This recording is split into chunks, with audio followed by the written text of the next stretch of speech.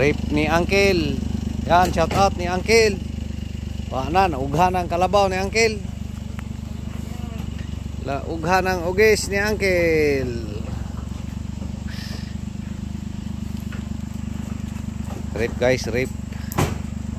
Rape sa pagland rape. Try tayo magtanim ng rape. Asa kay itsahan ni mo anak Ben? Asa itsahan ni mo? Aw. Pasti deh. Ha? Ah. Ay lang ay. Layak na kaayo. Kari lang. Na, so bed preparation rape. Tanim tayo this Thursday.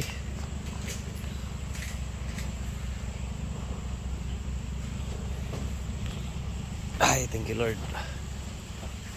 Natapos rin.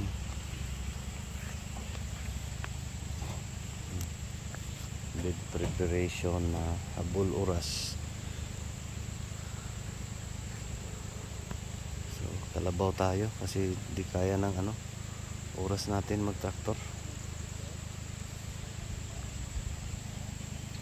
So one day lang na trabaho ni Uncle ni Jik-Jik.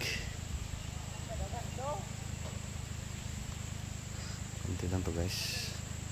1,500 to 2,000 hills.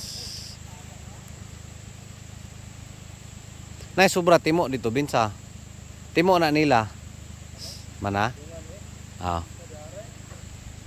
Hata na mga bata.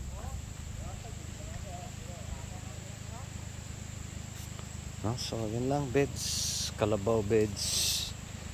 Tapos pwede na. Try natin, right? Dating ampalaya beds, dating tinamnan ng sitaw. So ngayon, ampalaya ulit. So minor repair sa building. Dami ng niyog. Saging sa gitna. Andun pa to sa baba. Pati doon. Pa doon. Tsaka doon sa baba.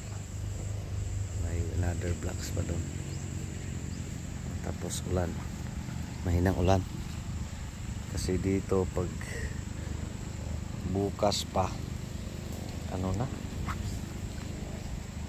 basa na, mahirap na yung daanan ng kalabaw. No, so dito no mulch. No mulch. F2. Next F3. Next F1. Try natin kung sino sa kanila yung okay magbigay ng bunga. So short video. Ulan. Ngayon ang ulan simula this morning. So rape ni Uncle para makatanim tayo by schedule is coming Thursday. Tanim namin ni Uncle rape daro, rape tanom. Mo na ampay ni Uncle oh. Gamot mangga deh. Gamot mangga. Iya Uncle eh. Ani si Uncle guys, kuanan eh. Ang edad ani si tinta pero palihukab murag 22. May na i-advance. Say sinta po deh. Dili ta kuanan nila. Di man wangkon si tinta.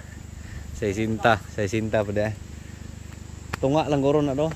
Dili gamiton na ninyo kaning tunga ula man eh. Style ana, perline, subay. Wala man eh, alamre. Ang tunga, balatong man eh. Tuwain daw ng gagmay sa una.